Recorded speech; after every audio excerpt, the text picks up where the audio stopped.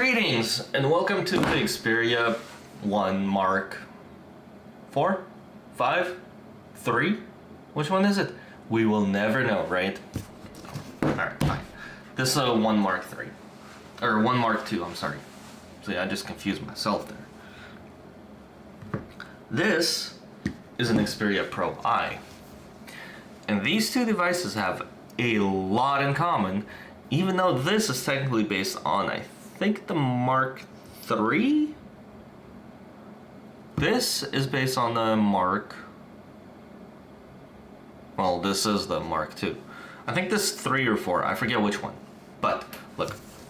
Sony recycles their screens. I like that. I don't hate this form factor of device. I think it's fine. And I think Sony has like these really beautiful AMOLED screens, which, for whatever reason, do a very, very good job of having fairly true to life colors. That's not true of all screens out there, but I do like them. Now, I like if we get rid of the Pro I, because this is kind of a weird one. But if we focus in on the one, I really hate that like so many reviewers and stuff have this giant thing for hating on Sony and the fact that, oh, well, this is the Xperia 1 2, 1 3, 1 4, 1 5. Look, you guys are approaching this thing so damn wrong.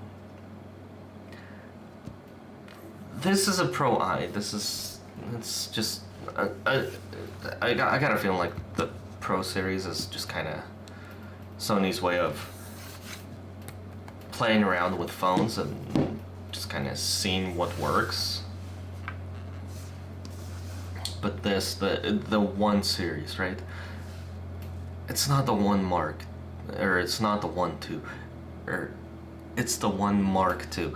If you approach the Sony phones like you approach buying a camera, you would know that these are super easy to figure out, right? Like, look, it's Xperia 1. It's the same as saying an Alpha A7, and then you add the second number, which happens to be the generation of device.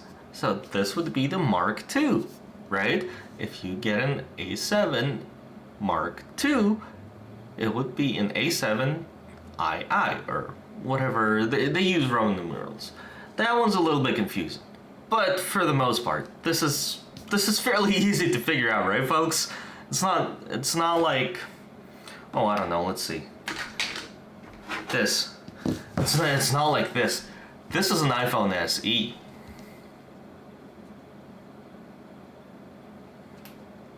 Yeah, no, not the original SE. It's the iPhone SE. No, not the SE that looks like an iPhone 8. No, this is the iPhone SE. See? This is stupid. This is stupid. Sony gives you a way to identify the generation of device. Apple doesn't. Matter of fact, Apple announced this stupid thing twice over. They had the iPhone SE, the iPhone 5S style one. Great phone. Then they did this, and this really ground my gears, because they did an iPhone 8, fine. Then they did an iPhone SE, still fine. This is a really nice form factor. I'm sure most people would be more than happy to have one of these. Then they just called it the SE. They didn't call it the SE2. They didn't call it by anything other than SE. And then they have the genius idea to go out and make a third one and call it the iPhone SE. Now, I know that their website at this point just lists the new SE as like 2021 or 2020 or whenever it got announced, whatever it is. Like, why? Why not just SE2 or SE3, or if you really want to commit to the whole SE branding, fine, but just give it an extra number, like, oh, I don't know, Sony. Sony doesn't change their phones. They haven't changed the form factor, really. They moved the SD card to a different spot. They changed the camera button a little bit sometimes, and that's about it. They still have a 3.5mm jack. The newest phones still have a 3.5mm jack, and that's important, because I like using wired headphones. This is amazing. This, even though I daily drive it, I absolutely hate the lack of a 3.5-inch jack. There's no reason not to have it. The only reason is, so you have to buy the stupid dongle. And you know what? The dongles don't work. Because at some point, someone screwed up the way the dongles work.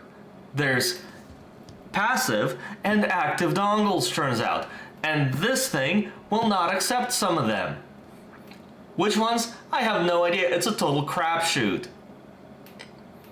I've tried active dongles and I've tried passive dongles, and some active ones work and some passive ones work, and some don't, and whatever. And the whole active dongle thing was started by Google back with the Pixel 2, and I absolutely hate it.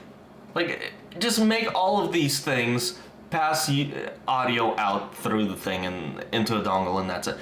Into a passive dongle. That's it. Instead, some work, some don't. Some active ones work, some active ones don't. I hate it. Absolutely hate it. You know what does work? A straight up 3.5mm jack. You know why this is important? I'll tell you why. I don't like Bluetooth headphones. I really don't like Bluetooth headphones. I don't like the idea of having something that uses Bluetooth for whatever, for playing back media and stuff, and at some point the battery dies and you can't replace the battery in them because they're sealed. Mind you, I don't think there's any Bluetooth headphones that are being advertised as waterproof. They're all being advertised as sweat resistant, quote unquote. I don't know what that means. I'm sure that means something to a lot of folks. But what it means to me is, you can't open this thing, you can't change the battery. Screw you. In 2 or 3 years, these things are going to hold no charge. You're going to throw them out. They're going to go in the landfill. The landfill's going to dump them in the ocean. The ocean's going to be full of garbage island style stuff. And all because you want convenience, right? That's kind of the whole thing with Bluetooth headphones. It's convenience. They're convenient. They don't... Some Bluetooth headphones sound fantastic. I'll give it that. Some don't. That's completely subjective. I don't like one way or another. You guys figure out if you like it or not. I like the idea of having a wired connection. The wired mics sound better. I know DankPod's already proven that wired microphones sound way better than Bluetooth headphone mics. Even the AirPod Pro mic sucks. Like, I think the AirPod Pro mic is about the best mic I've ever heard, and it still sucks in comparison to a wired headset that's like $15-20.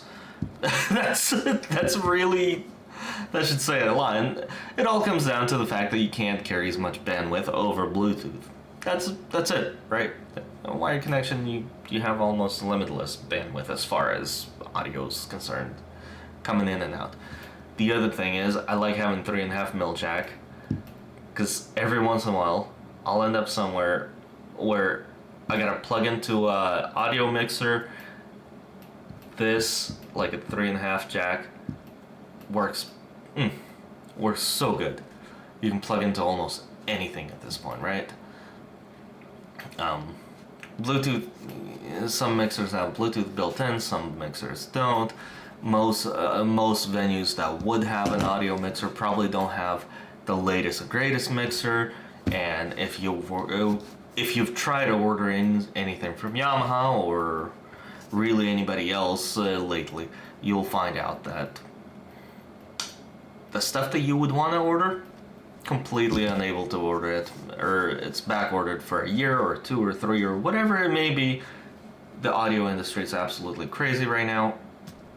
You're kind of stuck with old mixers for a while.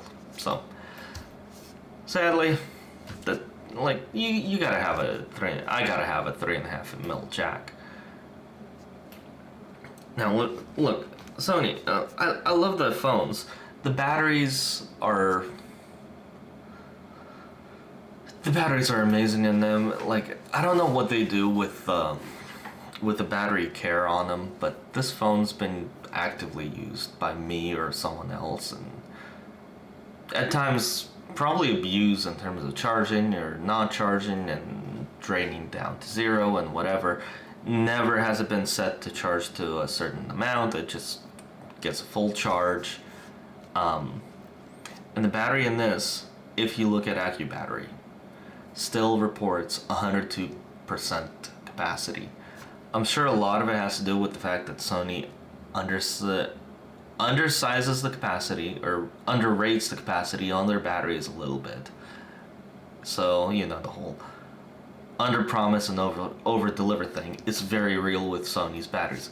But I have a feeling like it has a lot to do with Sony's battery management software, because it's really, really smart. Like this guy right here, the Fold, what it does is, in terms of battery care or battery whatever, it just gives you the option of charging it to 85% and that's it. Like, we'll stop charging at 85%. That should prolong the life of your battery. Everybody's happy, right? Not Sony. Sony doesn't do that. Sony's got this really fancy, smart system for it. I can't tell you what it is because it's just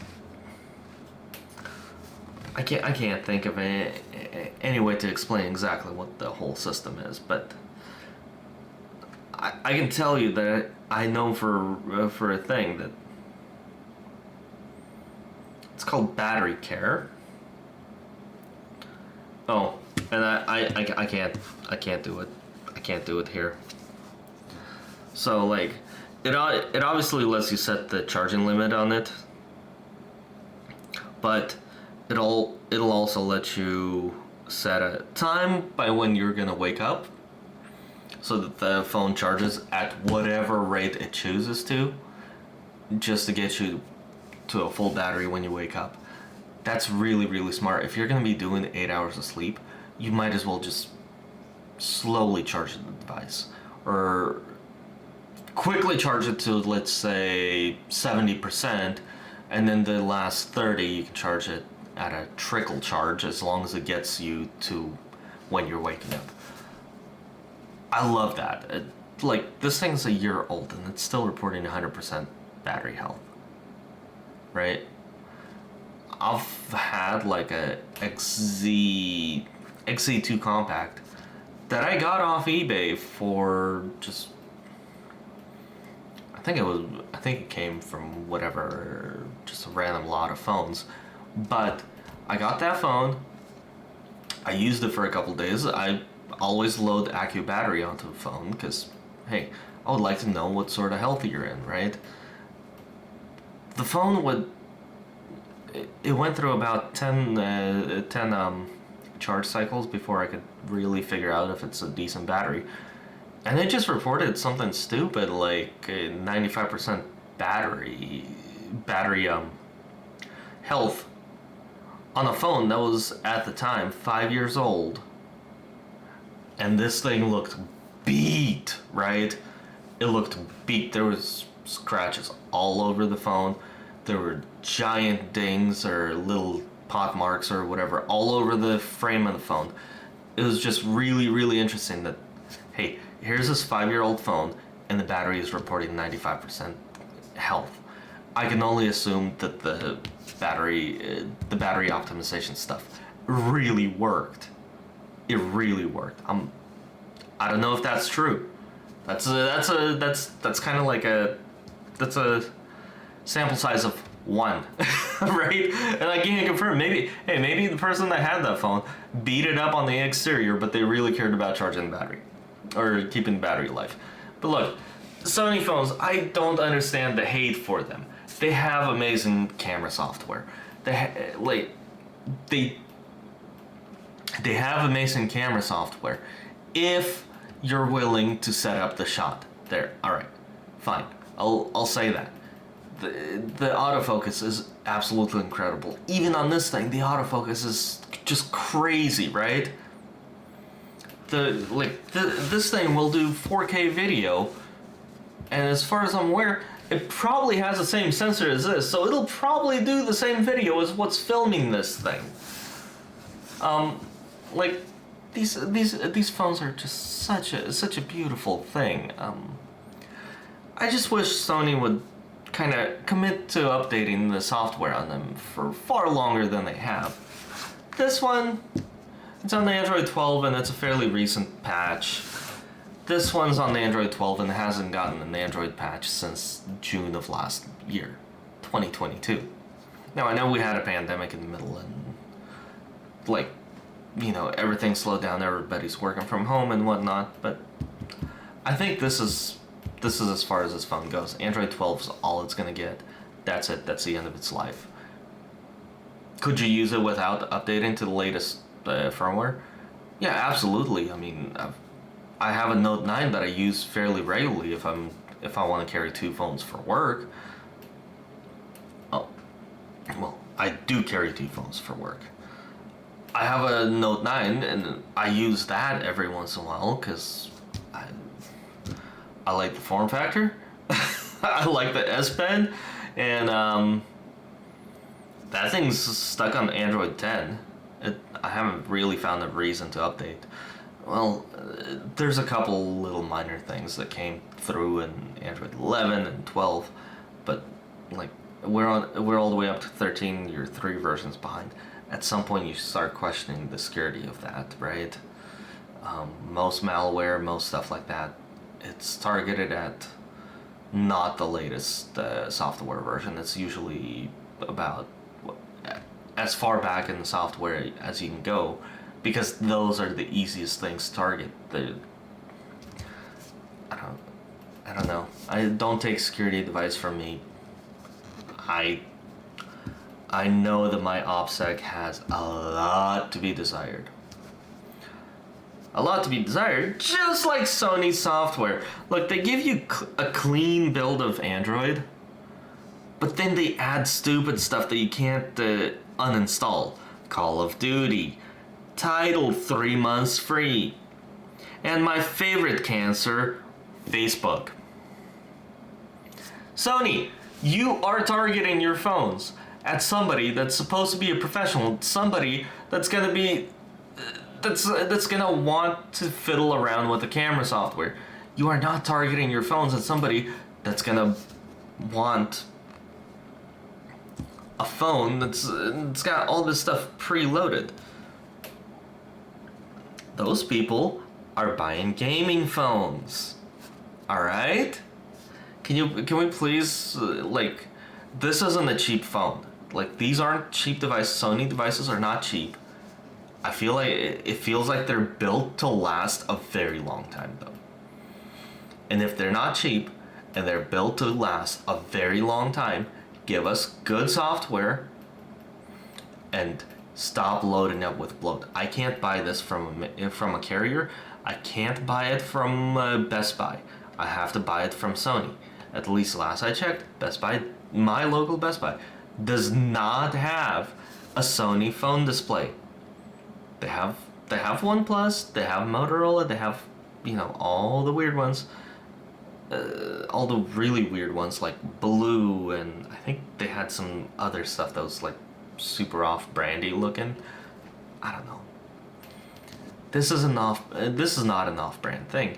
This is something I have to buy from Sony, right? And you still load up LinkedIn, Facebook, Netflix, Tidal. These are things I may use, I may not use. But please, just don't load it. I can download it on my own. I'm not like stupid, right? If I'm a professional, I probably have my suite of apps that I want to use, and I can just download them. Anyways, this has been a really long rant, and like Sony phones are amazing, but they have issues. So yeah, I'm gonna quit this rant now before it gets too bad. I hope you guys enjoyed this. If not, come back next week where, I don't know, I have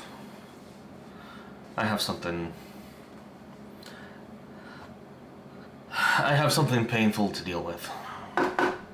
Here. I'm gonna be able to give you a sneak peek.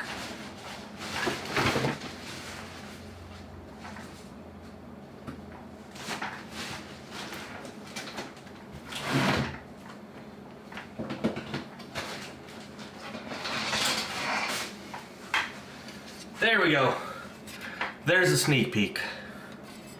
If any of y'all know what this is, well, y'all might know that it's a total pain in the ass to deal with in 2023. Anyways, like, comment, subscribe. If you hated this video, cool. Let me know what you hated. If you liked it, let me know what you liked. If you watched through to the end, alright, congratulations. You give yourself a pat on the back. I'll be back next week. Actually, I'm planning to be back by, let's say, about Saturday with another video, so yeah. Thanks for being here.